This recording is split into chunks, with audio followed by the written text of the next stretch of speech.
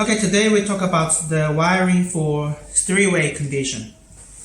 So here is the power source. So this is the left side. This one is the master switch. This one is the add-on switch. So master switch, it has 9 neutral and 2 travelers. And for this add-on switch, it has 2 travelers and 1 common wire. So the power will go from this 9 wire, come into this master switch, and use these two travelers to bring the power to the second switch.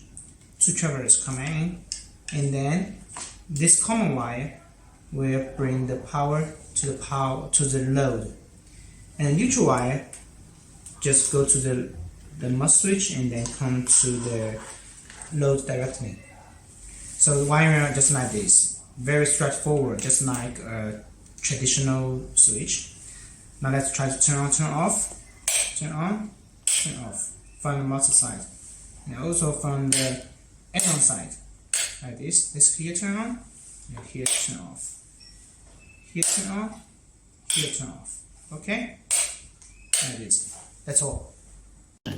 If you have any tech queries, please visit our tech support page.